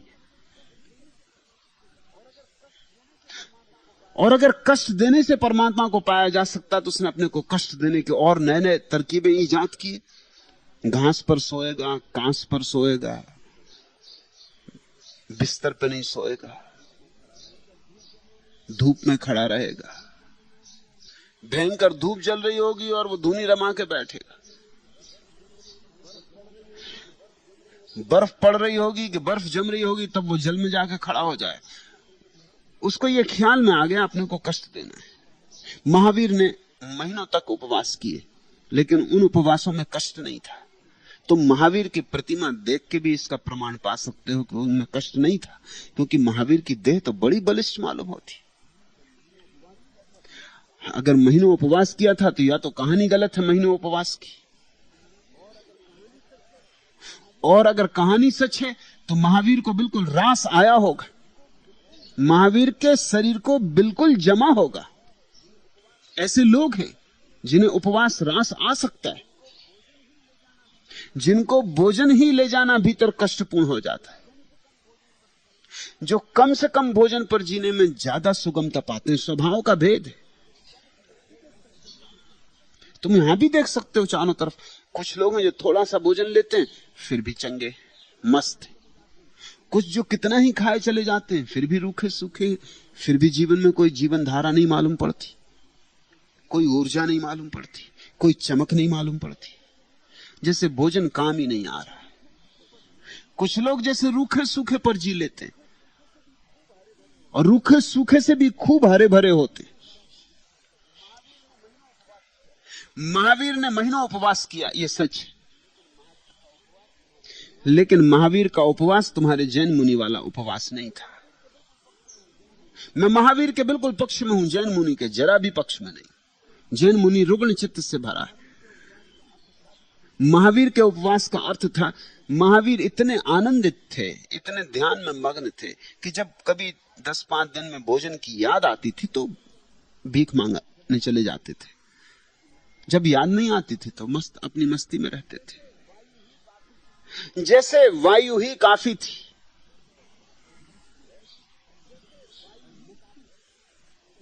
और मस्ती ऐसी थी कि जब याद आए भोजन की तो ही भीतर रमे थे। ये सुख की अवस्था थी, ये दुख की अवस्था नहीं थी। उपवास शब्द का अर्थ भी यही होता है, अपने भीतर वास, अपने निकट वास। परमात्मा के निकट होने का नाम उपवास है। उपवास और अनशन में भेद है। अनशन कष्टपूर्ण है, उपवास आनंदपूर्ण है। अनशन का मतलब होता है मार रहे भूखा अपने को। जब कोई राजनीतिक नेता अनशन पे चला जाता, वो अनशन, उसको उपवास भूल के मत कहना, वो भूखा अपने को मार रहा है, वो दबाव डाल रहा है, वो अपने को सता के दबाव डाल रहा है लोगों पर कि मेरी बात मान लो नहीं तो मैं मर जाऊंगा। वो धमकी दे रहा है आत्महत्या की, और कुछ नहीं। उस पर असली में मुकदमा चलना चाहिए। वो आत्महत्या की धमकी दे रहा है, वो ये कह रहा है मैं मर जाऊंगा, तुम मेरी बात मानो। फिर मेरी गलत हो या सही ये बात का मौका नहीं दे रहा, वो विचार का मौका नहीं देता। वो तो ऐसे ही जैसे एक आदमी छुरी लेकर अपनी छाती पर खड़ा हो जाए और कहे कि मैं छुरी मार लूंगा, मेरी बात मानो। इसमें उसमें कुछ भेद नहीं है, ये हिंसक वृत्ति है। इसलिए महात्मा गांधी के उपवास को मैं उपवास नहीं कहता, अनशन कहता हूं। उसमें हिंसा की वृत्ति। और जब महात्मा गांधी के उपवास को अनशन कहता हूं तो तुम समझ सकते हो कि मुरारजी देसाई के उपवास को तो मैं अनशन भी नहीं कह सकता।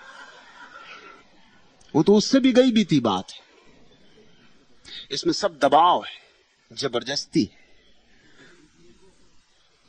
इसमें दूसरे को बेचैन करने का उपाय है।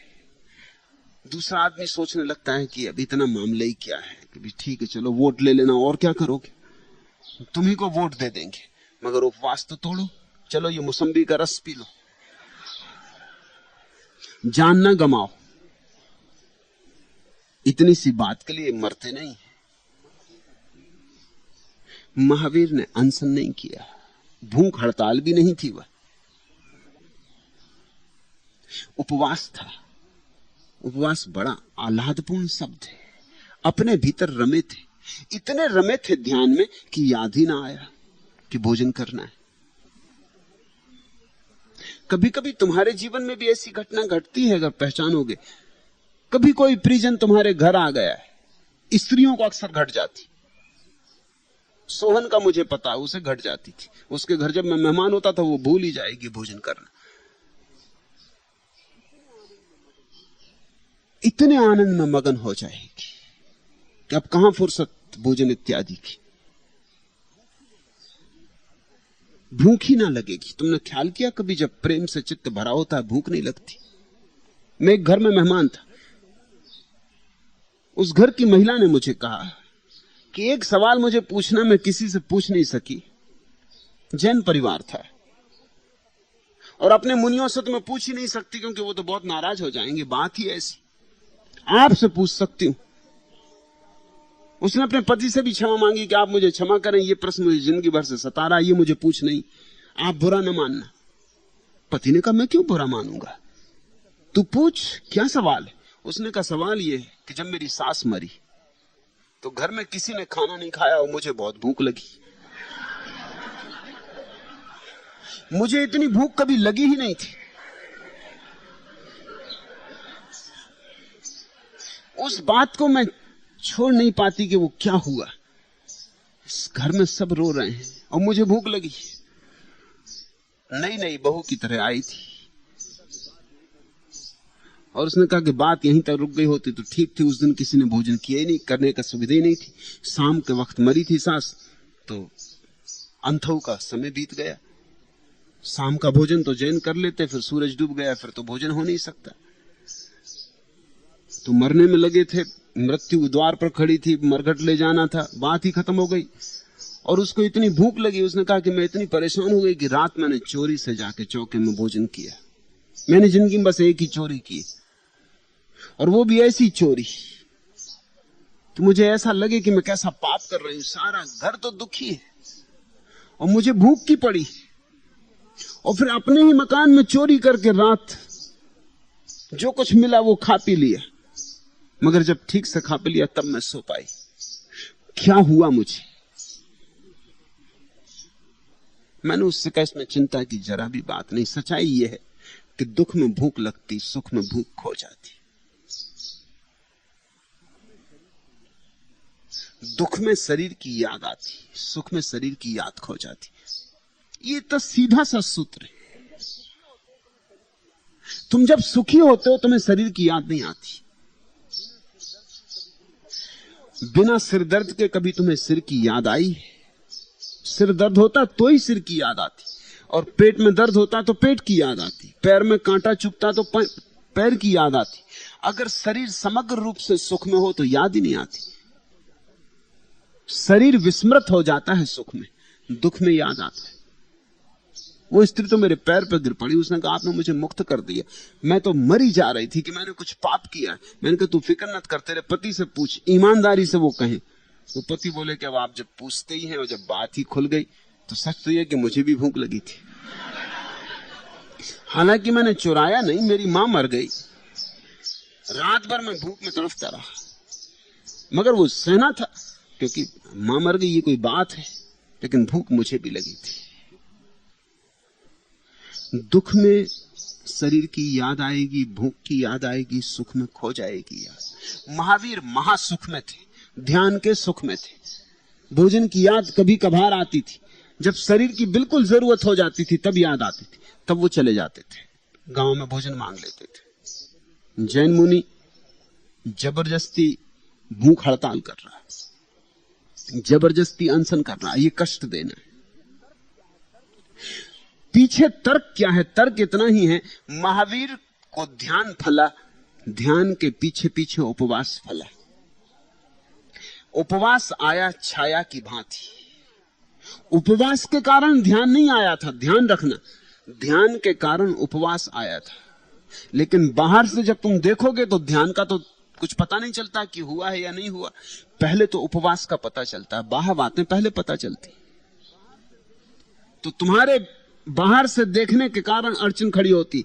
तुम्हें उपवास पहले दिखाई पड़ता है कि महावीर उपवास कर रहे हैं, और फिर तुम सोचते हो कि इतने शांत चित्त हो गए हैं तो ध्यान भी हुआ होगा, समाधि भी लगी होगी। तो उपवास करने से समाधि लगी है, यही भूल हो गई। समाधि लगने से उपवास होता है। महावीर नग्न हो गए इस कारण समाधि नहीं लगी। महावीर को समाधि लगी, वस्त्र छूट गए। फिर ऐसा भी नहीं कि सभी को समाधि एक जैसी लगेगी, नहीं तो कृष्ण के भी छूट जाते, बुद्ध के भी छूट जाते, राम के भी छूट जाते। प्रत्येक व्यक्ति अनूठा है, और जब भी तुम किसी की नकल करोगे कष्ट में पड़ जाओगे। अपने तरफ ध्यान रखो, अपने स्वभाव का ध्यान रखो। तो सुभाष के लिए तो मैं कहता हूं सक्रिय ध्यान करना मत। सुकरात को तो बाबा मलुक दास पर ध्यान करना चाहिए। अजगर करे न चाकरी, पंछी करे न काम, दास मलुका कह गए सबके दाता राम। सुभाष जो है एक तरह के दास मलुका। अपना स्वभाव खोजो, अपने स्वभाव का अनुसरण करो, भूल के किसी की नकल में मत पड़ जाना, अन्यथा तुम कष्ट पाओगे, और कष्ट पाने से परमात्मा से दूर हो जाओगे, निकट नहीं आओगे। मैं तुम्हें आनंद का मार्ग दे रहा हूं। मैं तुमसे यह कह रहा हूं कि तुम जितने सुखी, जितने शांत, जितने आनंदित, उतने ही प्रभु के स्मरण से भरोगे, क्योंकि तभी तो अनुग्रह करने को कुछ होगा तुम्हारे पास, प्रार्थना करने को कुछ होगा। अभी है क्या? जीवन की थोड़ी सी रसधार बहे तो तुम परमात्मा के चरणों में झुक के कह सको धन्यवाद। अभी है क्या? अभी धन्यवाद उठे कहां से? अभी धन्यवाद का कोई कारण दिखाई नहीं पड़ता। अभी शिकायत उठती, धन्यवाद नहीं उठता। और शिकायत से यजन पैदा होता है, और धन्यवाद से भजन पैदा होता है। तुमने पूछा है, आपने कहा भगवान को पाने के लिए मूल्य चुकाना होगा, यही मूल्य सुखी होना होगा। तुम बड़े हैरान होगे, तुम कहोगे ये भी कोई मूल्य, लेकिन मैं तुमसे कहता हूं यही कठिन बात है। दुखी होना बिल्कुल सरल बात है, सारी दुनिया दुखी है। दुखी होने के लिए कोई बुद्धिमत्ता चाहिए, बुद्धू भी दुखी है। दुखी होने के लिए कोई कुशलता चाहिए, कोई गणित चाहिए। गंवार से गंवार आदमी भी दुखी है। सुखी होने के लिए गुण चाहिए, कुशलता चाहिए, कला चाहिए। तुम्हें मेरी बात बड़ी उल्टी लगेगी, इसलिए मैं कहता हूं कि समझोगे तो ही समझ पाओगे। जरा सहानुभूति रखी तो शायद थोड़ी समझ में आ जाए। मैं तुमसे कहता हूं सुखी होके मूल्य चुका दो, नाच के मूल्य चुका दो, गीत गा के मूल्य चुका दो, आनंद भाव से मूल्य चुका दो। लेकिन तुम्हें लगता है कि दुख हो तो मूल्य चुकाया। तुम दुख से ऐसे जकड़ गए हो कि तुमने दुख को सिक्के मान लिया है। तुमने क्या समझा है? परमात्मा कोई दुष्ट, कोई अनाचारी, कोई दुखवादी, कोई सैडिस्ट है कि तुम दुखी होगे तो वो बड़ा प्रसन्न होगा कि देखो बेटा कितना भूख हड़ताल कर रहा है, अब आ जा, पास आ जा, तूने काफी भूख हड़ताल कर ली, ले मौसम्बी का रस पी।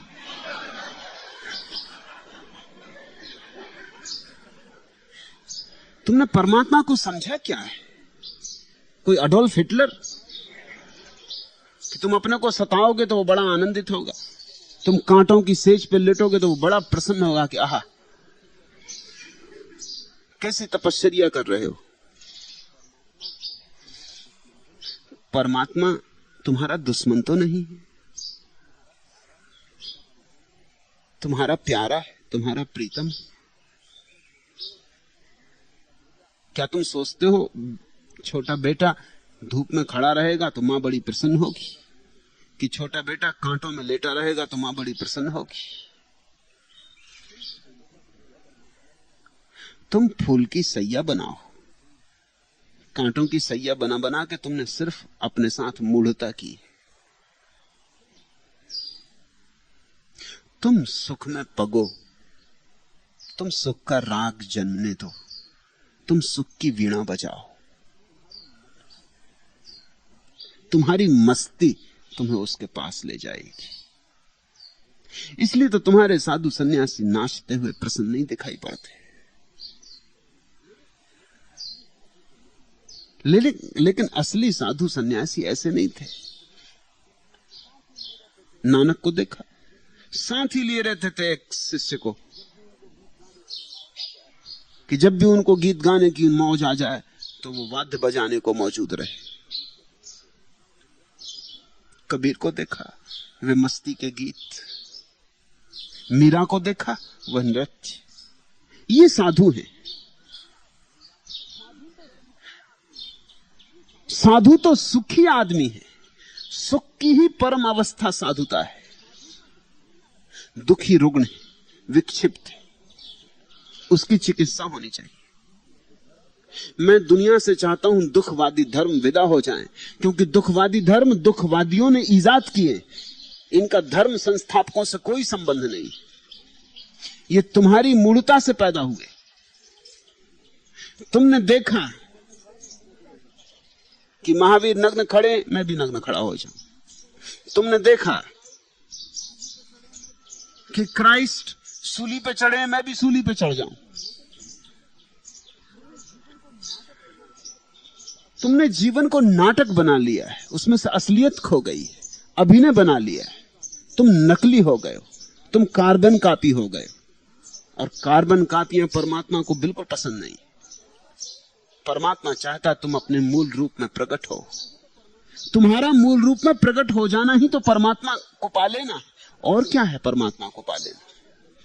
सुख अर्थात स्वभाव के अनुकूल जो हो, दुख अर्थात स्वभाव के प्रतिकूल जो हो। सुख से चुकाओ कीमत।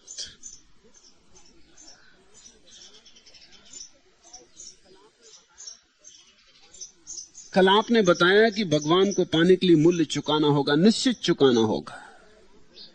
और उसी समय आपने यह भी बताया कि शरीर को कष्ट देकर परमात्मा नहीं पाया जा सकता। तुम्हारे मन में सवाल उठा होगा कि मूल्य तो कष्ट से चुकाया जाता है। कष्ट से मूल्य नहीं चुकाया जाता, कभी नहीं चुकाया गया है। धन्य भाग से मूल्य चुकाया जाए, महासुख से मूल्य चुकाया जाए। इसलिए अक्सर ऐसा हो जाता है, लोग प्रश्न पूछते हैं। एक मित्र ने प्रश्न पूछा और ऐसा अक्सर प्रश्न आते हैं कि हम आपकी किताबें पढ़े तो बहुत प्रभावित हो गए, लेकिन फिर हम यहां आए और यहां जो हमने देखा उससे हमारा मन बड़ा उदास हो गया है। लोग नाच रहे, लोग गा रहे, लोग मजा मौज कर रहे। मैं उनकी तकलीफ जानता हूं। वो किताबें इत्यादि पढ़ कर सोचे होंगे कि मुझे पाएंगे बैठा हुआ किसी झोपड़े में, कांटों की सैया पर लेटा हुआ, उदास, भूखा प्यासा। उनका चित्त बड़ा शांत होता अगर वो मुझे ऐसा देख लेते। उनके चित्त को बड़ी राहत मिलती कि हाँ, साधु हो तो ऐसा।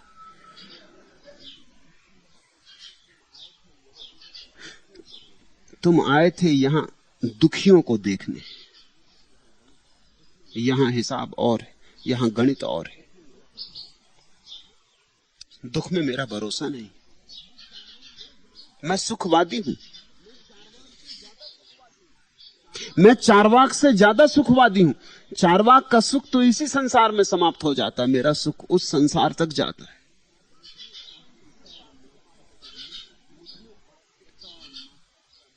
मुझ में आस्तिकता और नास्तिकता मिल रही है। नास्तिकता थोड़ी दूर तक सुख की बातें करती है, मैं अंत तक सुख की बातें करता हूं। मेरे लिए परमात्मा सुख की परम अवस्था है। इसलिए तो ज्ञानियों ने उसे सच्चिदानंद कहा है, आनंद, अंतिम अवस्था। लेकिन तुम आए होगे उपवास करते हुए किसी फकीर को देखने, और फिर तुम्हें लगा कि यहां तो कोई उपवास नहीं है, यहां तो कोई फकीर नहीं है, यहां तो लोग आनंदित हैं, लोग मस्त हैं, लोग एक दूसरे के प्रेम में हैं। यहां तुमने जोड़े चलते देखे होंगे, स्त्री पुरुषों को हाथ पकड़े देखा होगा, नाचते साथ देखा होगा। तुमने कहा हद हो गया, भ्रष्ट हो गया। ऐसा सब धर्म भ्रष्ट कर डाला। हम कहां फंस गए आके? यह धर्म है, यह तो संसारिकता है। मेरा धर्म संसार के विपरीत नहीं, यद्यपि मेरा धर्म संसार के पार जाता है। मेरा धर्म ऐसे है जैसे कमल कीचड़ से उगता है। कीचड़ में उगता है लेकिन कीचड़ के पार जाता है। संसार में ही उगेगा धर्म। मंदिर तो यहीं बनाना होगा, जमीन पर ही बनाना होगा, देह में ही परमात्मा को पुकारना होगा। और तुम्हारी देह अगर सुख में हो, स्वभाव के अनुकूल हो, तो ही परमात्मा आ सकेगा। दुखी चित्त परमात्मा को अपने भीतर प्रवेश न दे पाएगा। दुखी चित्त में जगह कहां प्रवेश के लिए? सुखी चित्त में अवकाश होता है।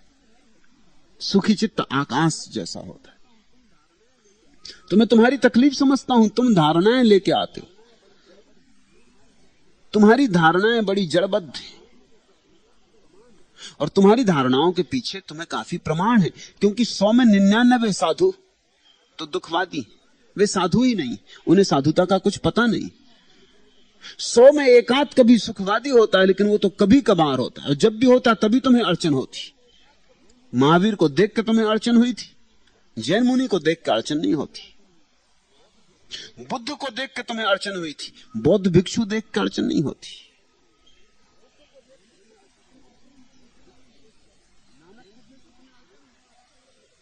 नानक को देख के तुम्हें अड़चन हुई थी, ग्रंथी महाराज को देख के तुम्हें अड़चन नहीं होती। उनसे क्या अड़चन है? वो तुम्हारे जैसे ही हैं। तुम जैसे दुख में वैसे दुख में वो। मीरा को नाचते देखकर कितने लोगों को अड़चन नहीं हो गई थी, याद है? कितने लोग कष्ट में नहीं पड़ गए थे? मीरा के परिवार के लोग इतने कष्ट में पड़ गए थे कि मीरा मर जाए इसलिए जहर का प्याला भिजवाया था, क्योंकि परिवार को बड़ी बेचैनी हो रही थी। मीरा तो पागल समझी ही जा रही थी। उसके साथ साथ परिवार बदनाम हो रहा था। राजघराने की महिला थी और नाचने लगी सड़कों पर, और राजस्थान में जहां घूंघट उठाना मुश्किल था, वहां कपड़े इत्यादि की भी फिक्र छोड़ दी। अब नाचने में कहीं फिक्र रखनी होती कि पल्लू ठीक है कि नहीं। पल्लू की फिक्र रखो तो परमात्मा छूटता, परमात्मा की फिक्र करो तो पल्लू गिरता है। मीरा ने सोचा कि पल्लू जाने दो। उसने कहा लोक लाज खोई, नाचने लगी रास्तों पर। घर के लोग, राजघर के लोग परेशान हुए। उन्होंने कुछ दुष्टता के कारण जहर नहीं भेजा था, सिर्फ अपनी प्रतिष्ठा बचाने को। जगह जगह से मीरा को खदेड़ा गया। कहते हैं काशी में एक बहुत बड़ा सम्मेलन हुआ पंडितों का, उसमें कबीर को भी बुलाया, बड़ी सोच विचार से बुलाया। बहुत दिन विवाद हुआ कि कबीर को बुलाना कि नहीं, इस जुलाहे को बुलाना कि नहीं, लेकिन फिर अंततः इस जुलाहे की बातों में कुछ था तो बुला लिया। लेकिन कबीर ने आके एक और अजीब शर्त रख दी। कबीर ने कहा मीरा को भी बुलाओ। ये जरा जरूरत से ज्यादा था। कबीर कम से कम पुरुष तो थे। अब मीरा, देखते हो बाबा तुलसीदास क्या कह गए, शूद्र गमार ढोल पशु नारी, ये सब ताड़न के अधिकारी। अब मीरा को तो शूद्रों के साथ गिनती है। पुरुष कबीर माना कि जुलाहे सही चलो, मगर कम से कम पुरुष तो है। मगर कबीर ने एक अजीब शर्त रख दी कि तुम मीरा को बुलाओ तो ही मैं आऊंगा, नहीं तो मैं नहीं आऊंगा। क्यों कबीर ने यह शर्त रखी होगी कि मीरा को बुलाओ?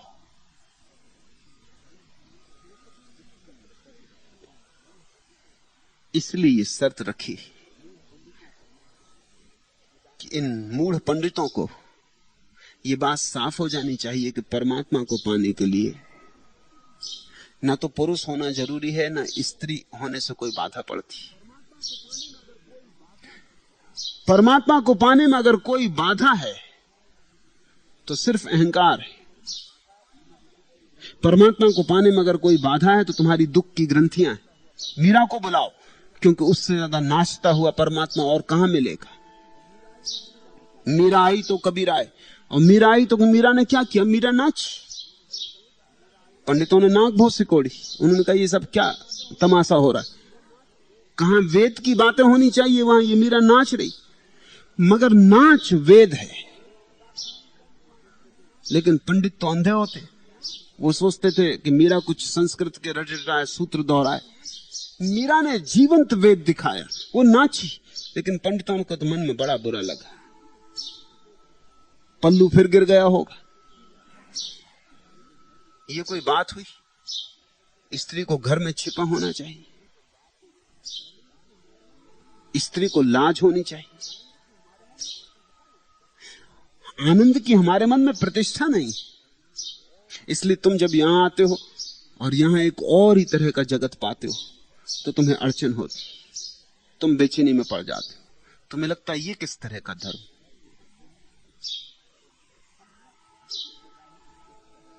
सम्यक धर्म सदा ही इस तरह का रहा है, मगर वो कभी कभी होता है। मेरे जाते ही दुखवादी आ जाएगा, वो सुभाष से भी सक्रिय ध्यान करवाएगा, वो कहे करो। अगर सक्रिय ध्यान नहीं किया तो परमात्मा कभी नहीं मिलेगा। इसलिए सुभाष, जब तक मैं हूं तुम विश्राम कर लो, विश्राम पूर्वक ध्यान कर लो, सुख से मूल्य चुका लो। मेरे जाने के बाद तो लोग फिर दुख से मूल्य चुकवाएंगे, यहीं इसी जगह। क्योंकि पीछे कठिनाई ये खड़ी हो जाती कि फिर जड़ नियम हाथ में रह जाते। इस तरह किया जाता था, इसी तरह किया जाना चाहिए, इससे अन्यथा नहीं होना चाहिए। फिर किसी को मेल खाता है कि नहीं मेल खाता है, इसकी चिंता कौन करे और इसका निर्णय भी कौन करे।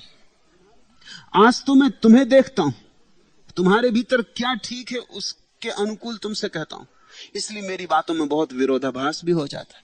किसी को कुछ कहता हूं, किसी को कुछ कहता हूं, क्योंकि मेरे पास कोई बंधा सिद्धांत नहीं। तुम मेरे लिए महत्वपूर्ण हो, सिद्धांत नहीं। तुम्हारे हिसाब से मैं सिद्धांत को काटता हूं, तुमको नहीं काटता। अक्सर तो यह हो जाता है कि तथाकथित धर्मों के पंडित पुरोहित धर्म के वस्त्र तो पहले से तैयार हैं, अगर तुम थोड़े लंबे हो तो तुमको छांट देते, अगर तुम जरा छोटे तुमको खींच तान के मालिश करके लंबा कर देते। इसकी फिक्र ही करते कि आदमी मर जाएगा, बचेगा कि क्या होगा। वो वस्त्र कीमती, सिद्धांत कीमती है, तुम्हारा कोई मूल्य नहीं। मेरे लिए सिद्धांत 2 कौड़ी के, तुम्हारा मूल्य चरम। प्रत्येक व्यक्ति का मूल्य चरम है, कोई सिद्धांत इतना मूल्यवान नहीं है। सिद्धांत तुम्हारी सेवा करने को, शास्त्र तुम्हारे सेवक है। तुम्हारे स्वभाव के जो अनुकूल पड़ता हो वही करना। अगर तुम्हारे स्वभाव के अनुकूल नाच पड़ता हो तो नाचना, तुम्हारे स्वभाव के अनुकूल बांसुरी बजाना पड़ता हो तो बांसुरी बजाना, तुम्हारे स्वभाव के अनुकूल योग पड़े तो योग करना, तुम्हें जो अनुकूल पड़े। मगर अनुकूल की परीक्षा, अनुकूल की कसौटी एक ही है कि तुम्हें जिससे सुख मिले, सुख से मूल्य चुकाओ।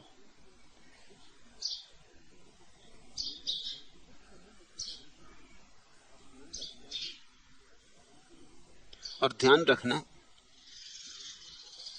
ये दुखवादी भ्रांति में ना रहे कि हमने 2-4 उपवास कर लिए, कि शरीर को थोड़ा सता लिया, कि थोड़ी आंच दे दी, कि थोड़े नंगे बैठ लिए तो पहुंच जाएंगे। इतना सस्ता नहीं है मामला।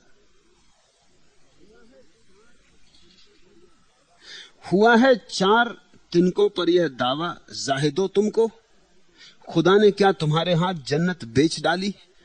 4 तिनके जाहिदों के, तपस्वियों के। हुआ है 4 तिनकों पर यह दावा, जाहिदो तुमको, खुदा ने क्या तुम्हारे हाथ जन्नत बेच डाली। परमात्मा प्रत्येक को उसके ही ढंग से आता है। परमात्मा तुम्हारा सम्मान करता है, तुम्हारा अपमान नहीं। तुम जिस मौज में होते हो उसी मौज में आता है, तुम्हें जो ढंग रास पड़ता है उसी ढंग में आता है। इसलिए यहां मैंने इतने ध्यानों की प्रक्रियाएं शुरू की कि कोई तुम्हें रास पड़ जाए, बस एक चुन लो। लेकिन कष्टवादी कई तरह के, एक मित्र कुछ दिन पहले आए, वो कहने लगे कि तो ध्यान से बड़ी मुश्किल हो गई, नींद भी खो गई, काम धंधा भी नहीं कर पाता, पत्नी नाराज है, बच्चे नाराज हैं, घर के लोगों ने भेजा है कि आपसे समझ के आऊं और मैं पागल हुआ जा रहा हूं। मैंने कहा कि ध्यान से शांति आनी थी। उन्होंने कहा कहां की शांति, अशांति अशांति हो गई।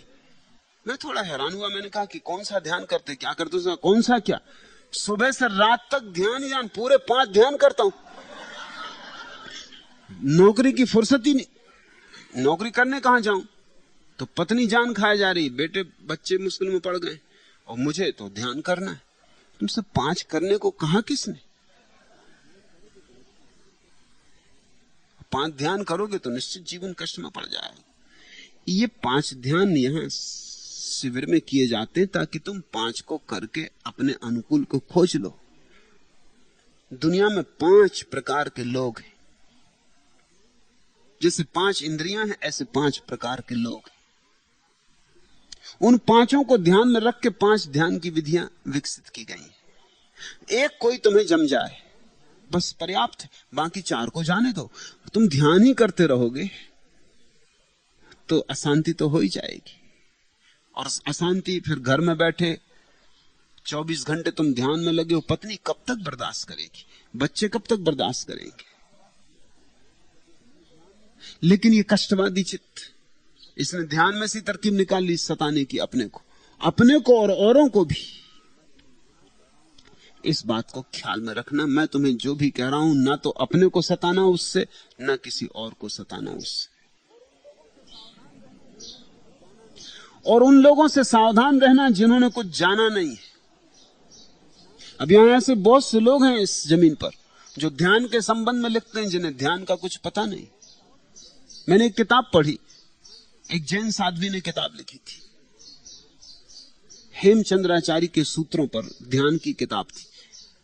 किताब तो मुझे ठीक लगी, कुछ जगह मुझे लगा कि साध्वी शास्त्र की तो ज्ञाता है निश्चित, भाषा की जानकार है निश्चित, लिखने में कुशल है निश्चित, लेकिन ध्यान नहीं किया है। क्योंकि कुछ जगह ऐसी बात आ ही गई, वो आने वाली, तुम बचाओगे कहां से? जिसने प्रेम का अनुभव नहीं किया वो प्रेम पर किताब लिखेगा, कहीं ना कहीं भूल चूक हो जाएगी, कहीं ना कहीं कुछ बात आ जाएगी जो बता देगी कि ये प्रेम को जानने वाले का वचन नहीं हो सकता। संयोग की बात, कोई 5-7 साल बाद मैं ब्यावर में था, राजस्थान में, तो वह साध्वी मुझे मिलने आई। मैं तो भूल भी चुका था उसका नाम भी, उसकी किताब भी। उसने मुझे पूछा कि ध्यान कैसे करूं, तो मैं उसे ध्यान के संबंध में समझाया। फिर उसने अपनी किताब निकाली, उसने कहा मैंने एक किताब भी ध्यान पर लिखी, वो आपके लिए भेंट करने लगी। तब मुझे ख्याल आया, तो मैंने उससे पूछा तूने कभी ध्यान किया? मैंने कभी नहीं किया। फिर किताब क्यों लिखी? उसने कहा शास्त्रों के अध्ययन से, मनन चिंतन से। मनन चिंतन और अध्ययन से ध्यान का क्या लेना देना है? ध्यान अनुभव है। उसे खुद भी पता नहीं है, वो पूछने आई कि ध्यान कैसे करूं, और ध्यान पे किताब लिखी, और उसकी किताब के आधार पर कई लोग ध्यान करते होंगे। ऐसा उपद्रव चल रहा है। तुम जरा सोच समझ के किसी से सलाह लेना। सलाह देने वाले लोग बहुत, एक ढूंढो 1000 मिलते। सलाह देने वाले तैयार ही हैं, ढूंढो भी मत तो भी मिल जाते, खोजो भी मत तो तुम्हारे घर ही आ जाते हैं कि भाई सलाह तो नहीं चाहिए। सलाह देने में लोग इतना रस लेते हैं क्योंकि सलाह देने में ज्ञानी होने का मजा और दूसरे को अज्ञानी सिद्ध करने का मजा, इसलिए सलाह देने का मौका कोई चूकता नहीं। लेकिन सलाह सोच समझ कर लेना। जिसके जीवन में ध्यान की कोई गरिमा हो, जिसके जीवन में प्रेम की कोई सुवास हो, बैठना उठना समझना सोचना पीना किसी व्यक्ति को, और जब तुम्हें लगे कि हां कुछ अस्तित्वगत घटा है तो ही ग्रहण करना, अन्यथा बचना। वो राह सुझाते हैं हमें हजरते रहबर, जिस राह पे उनको कभी चलते नहीं देखा। तो सुभाष अपने स्वभाव, अपने अनुकूल, स्वयं को जो प्रीतिकर लगे वह चुनो, वही कीमत है जो चुकानी। मैं तुमसे कहता हूं दुख छोड़ दो, यही त्याग है। मैं तुमसे सुख छोड़ने को नहीं कहता, मैं तुमसे कहता हूं दुख छोड़ दो, सुख तो तुम्हारे पास है ही कहां जो तुम छोड़ोगे। दुख छोड़ दो। दुख को लोग पकड़े हैं, छाती से पकड़े बैठे हुए, दुख नहीं छोड़ना चाहते। दुख उनकी संपदा है। तुम चौंकोगे ये बात जानकर। बहुत मुश्किल से हिम्मतवर आदमी होता है जो दुख छोड़ने को राजी होता है। दुख छोड़ने को लोग राजी नहीं होते। कुछ ही दिन पहले एक युवक और युवती मेरे पास आए। दोनों दुखी हैं, 7 साल से साथ रहते, और 7 साल में नरक के सिवा कुछ नहीं भोगा। मैंने कहा मैं अलग क्यों नहीं हो जाते? अलग नहीं होना चाहते। मैंने पूछा साथ होने में कुछ सुख मिल रहा है? साथ होने में सुख तो कुछ भी नहीं मिल रहा, मगर प्रेम है। प्रेम किस बात से? दुख से? ये नरक से? न उस युवक को कुछ रस है, न युवती को कोई रस है, मगर साथ नहीं छोड़ सकते। साथ कैसे छोड़ दें? वो कहने लगे हम तो इसलिए आपके पास आए थे कि आप हमें समझा बुझा के ठीक ठाक कर देंगे। समझाने बुझाने से क्या ठीक ठाक होगा? 7 साल साथ रह के तुमने एक दूसरे को कष्ट ही दिया, लेकिन ऐसा हो जाता है कि कष्ट की भी तलफ हो जाती। तुम घर आओ और पत्नी अंट संट न बोले, या तुम घर आओ और तुम पत्नी के लिए बाजार से फूल ले आओ, तो अड़चन हो जाती है। एक मनोवैज्ञानिक ने एक आदमी को यह सलाह दी। वो आदमी ने कहा कि मैं जब भी घर जाता हूं मेरी पत्नी बड़ा तैयार ही रहती, बस मैं डरता हूं दफ्तर से जाने में। लोग तो दफ्तर धीरे धीरे आते हैं, मैं घर की तरफ बहुत धीरे धीरे जाता हूं। लोग दफ्तर से घड़ी देखते रहते हैं कब निकल जाएं, और मैं डरा रहता हूं कि कहीं 5 ना बज जाए। 5 बज जाते हैं तो भी फाइलें उल्टाता रहता हूं, कुछ काम भी नहीं होता तो भी बैठा। जब दफ्तर बंद ही होने लगता है, चपरासी कहता है कि अब महाराज जाइए, तब मैं जाता हूं। फिर भी रास्ते में कोई मिल जाए तो रुक जाता हूं। बातचीत करते करते डर लगा रहता है, घर गया कि वो पत्नी। उस मनोवैज्ञानिक ने कहा ऐसा करो, थोड़ा प्रेम पत्नी के प्रति दिखलाओ। तुमने कुछ प्रेम नहीं दिखलाया। उसने कहा मैं क्या करूं, आप जो कहो वो मैं करूं। उसने कहा तुम आज ऐसा करो, फूल ले जाओ पत्नी के लिए, मिठाइयां ले जाओ, मिठाइयां देना, फूल देना, एकदम गले लगा लेना। उसको मौकी मत देना कि वो कुछ बक सके या कुछ कह सके, एकदम गले लगा लेना। उसने कहा आप कहते तो करेंगे, वैसे अपनी पत्नी को कौन गले लगाता है, अगर अब आप कहते हैं तो ये भी करेंगे। ठीक है, फूल भी ले जाएंगे। अपनी पत्नी के लिए कौन फूल ले जाता? मिठाई? उसने कहा चलो ठीक है, एक दफा करके देख लो। और क्या करना है? और पत्नी के साथ हाथ बटाना। बर्तन मांज रही हो तो तुम भी बर्तन धोने लगा, टेबल साफ कर देना, बच्चे की नाक बह रही हो पहुंच देना, कुछ हाथ बटाना। उसने कहा चलो ये भी करेंगे, किसी तरह शांति हो जाए। वो घर पहुंचा, बड़ा प्रसन्न था कि चलो आज कुछ तरकीब हाथ लगी। फूल देख के पत्नी को तो भरोसा ही नहीं आया, और मिठाई, और जब उसने गले लगाया तो किस पत्नी को भरोसा आ सकता है अपना पति और गले लगाएगा? तो बड़ी घबरा गई, हो क्या गया है, मगर एकदम कुछ कह भी नहीं सकी, एकदम सख्ते में आ गई। और जल्दी से पति छलांग लगाया और टेबल साफ करने लगा और बर्तन मांजने लगा। उस पत्नी ने एकदम बाल फैला के और छाती पीट ली और चिल्लाने लगी कि मर गई, मर गई। मोहल्ले के लोग इकट्ठे हो गए। वो पति को बोला क्या हो गया तुझे? उसने कहा तुम आज पी के आए हो या क्या बात? तुम होश में हो, क्या कर रहे हो?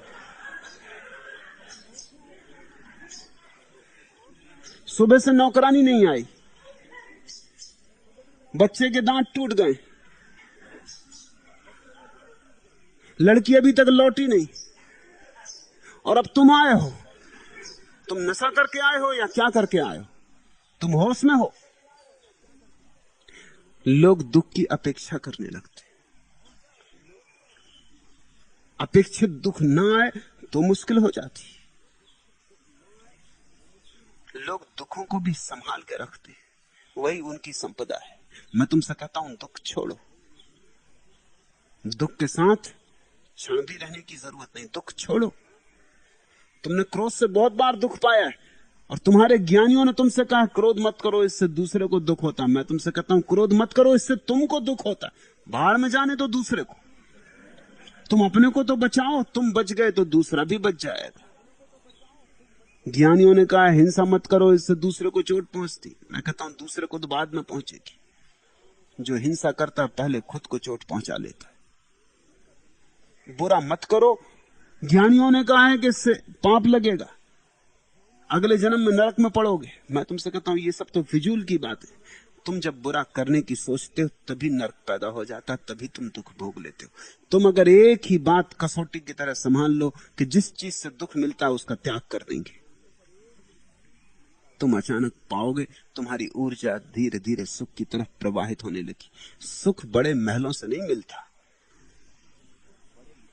सुख बहुत सुस्वादु भोजन से नहीं मिलता। सुख जीवन को जीने की कला है। रूखे सूखे से मिल सकता है, झोपड़े में भी मिल सकता है, गरीबी में भी मिल सकता है। और प्रमाण के लिए इतना काफी है कि अमीरों को भी नहीं मिल रहा है तो गरीब को भी मिल सकता है। जब अमीर को नहीं मिल रहा है तो अमीरी से मिलता है, ये कोई सवाल ना रहा। मेरी देशना एक ही है, दुख का त्याग करो, सुख का वरण करो। इतनी कीमत तुम चुका दो, परमात्मा नाचता हुआ तुम्हारी तरफ चला आएगा।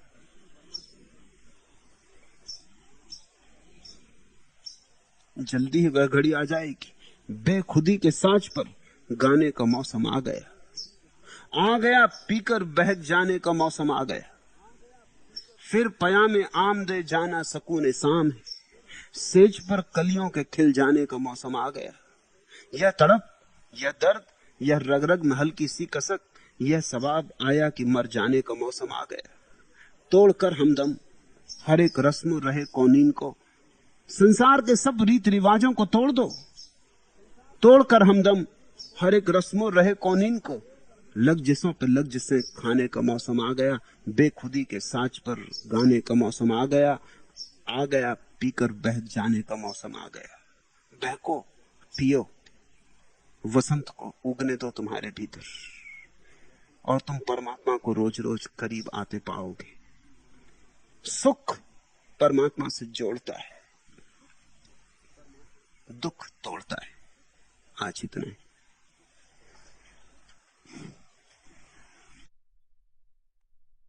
अगर यह वीडियो आपको अच्छी लग रही हो तो वीडियो को लाइक और चैनल को सब्सक्राइब करें।